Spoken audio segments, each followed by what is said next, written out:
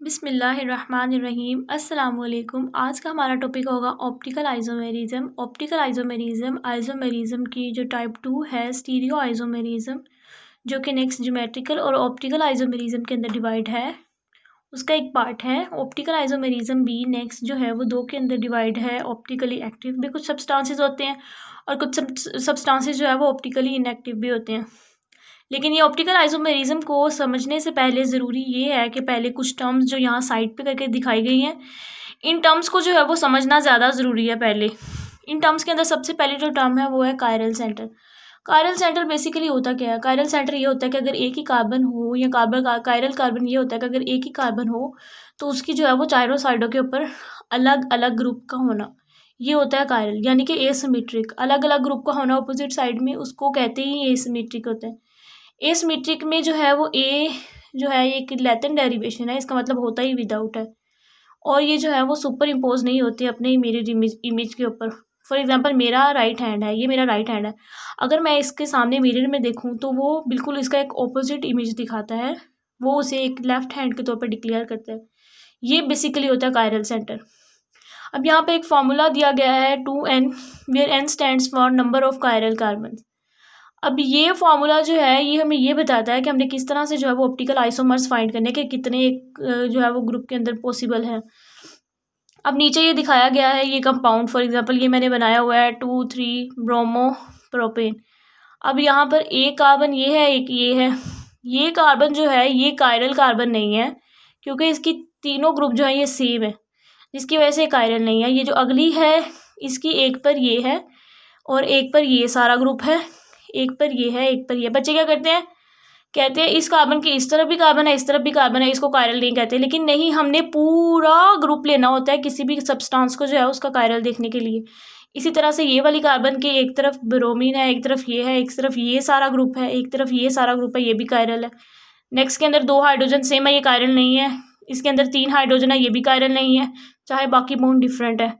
तो 2 को यहाँ पुट करके 2 2 4, यानी कि इस कार्बन के अंदर जो है वो ऑप्टिकल आइसोमेरिज्म 4 बनेंगे। नेक्स्ट टर्म जो है जो डिफाइन की गई है वो है plane of symmetry. Plane of symmetry क्या होता है? प्लेन ऑफ सिमेट्री ये होता है कि इनको जो है वो 2 सिमेट्रिकल हाफ्स के अंदर जो है वो डिवाइड कर दिया जाए। फॉर एग्जांपल यहाँ पर एक इंसान बना रही हूँ मैं, ये एक इंसान है फॉर एग्जांपल। तो अगर जो है एक इंसान को मिड से जो है वो किया जाए, इस तरह मिड से किया जाए, तो एक तरफ एक हाथ, एक हाथ, एक तरफ एक टांग, एक तरफ एक टांग, आँख आँख, इस तरह से वो जो है वो 2 सिमेट्रिकल सेम साइड की तरह जो है वो डिवाइड हो जाता है। अब सिमेट्रिकल आ गया तो मतलब फॉर एग्जांपल ये ए कायरल है, ए मीन विदाउट कायरल, मतलब ऊपर वाला कायरल जो होगा वो विदाउट मतलब कायरल, इसका मतलब ये होगा सिमेट्रिकल होगा ये। अब यहाँ पर जो है वो इसकी 2 टाइप्स दिखाई गई हैं, ऑप्टिकली एक्टिव और ऑप्टिकली इनएक्टिव।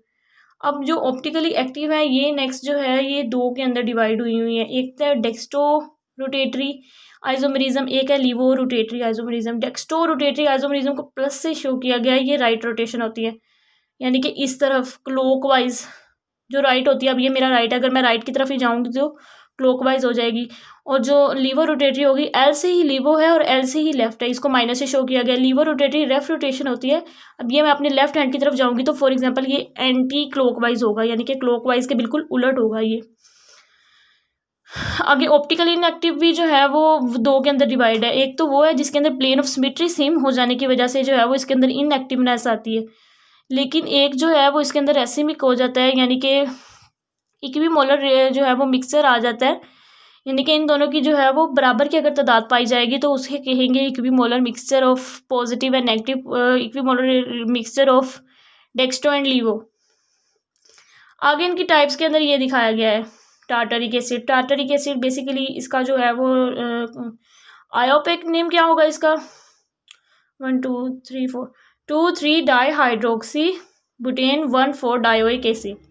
अगर हम इसका मिरर इमेज लें, ये देखिए ये OH ये तो ये बिल्कुल इसके ये आ गया। अब ये वाला H इधर चला जाएगा। अगर हम इसको शीशे के अंदर देखें तो ये आ जाएगा। लेकिन अगर हम यहाँ से इसको जो है वो यहाँ से उठाकर अगर हम इसको यहाँ इसके ऊपर लाते हैं तो ये OH H के ऊपर आएगा, ये H OH के ऊपर आएगा। यानी कि ये मिरर इमेज तो है लेकिन ये एक दूसरे के ऊपर सुपर इम्पोज्ड नहीं हो रहे। जब हम एक चीज़ को उठाकर यहाँ ला के रख रहे हैं तो वो उसके ऊपर जो है वो बिल्कुल एग्जैक्ट फिट नहीं आ रहा। तो ये एक दूसरे के ऊपर सुपर इम्पोज नहीं हो रहे। अब फॉर एग्जांपल ये ना ही इनका मिरर इमेज है और ना ही इसमें से कोई भी उठा के इसके ऊपर सुपर इम्पोज कर दे, ना ही वो उसके होगा। ये ओ एच इस ओ एच के ऊपर आ जाएगा, इस ओ एच के ऊपर तो इसका एच आ जाएगा। अब यहाँ पर दो टर्म्स दिखाई गई हैं, इनेंशियोमर्स और डायास्टीरियोमर्स। ये क्या होते हैं? इनके जो दो पॉइंट्स हैं वो सेम है। एक तो ये कायरल सेंटर इसके पास होते हैं। फॉर एग्जांपल ये कार्बन एटम है, एक साइड पे इसके ये ग्रुप है, एक साइड पे इसके ये ग्रुप है, एक साइड पे ये ग्रुप है और एक साइड पे ये सारा ग्रुप। अलग अलग ग्रुप हो गए। इसी तरह से इसी कार्बन के भी, इसी तरह से इन कार्बन्स के भी जो है ये अलग अलग ग्रुप्स होते हैं इनके। ये सबके पास जो है ये कायरल सेंटर ज़रूर होता है, कायरल कार्बन ज़रूर होती है और ये एक दूसरे के ऊपर जो है वो सुपर इम्पोज नहीं होते। लेकिन इनके अंदर जो डिफरेंस आता है, मेन डिफरेंस वो ये है कि डायास्टीरियोमर्स जो होते हैं ये मिरर इमेजेस नहीं होते।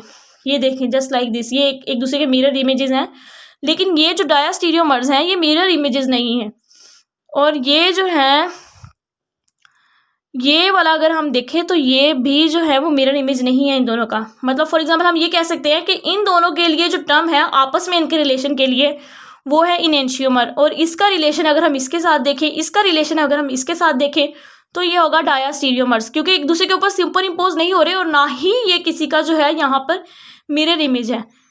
तो होपफुली मुझे लगता है कि कॉन्सेप्ट जो है वो समझ आ गया होगा।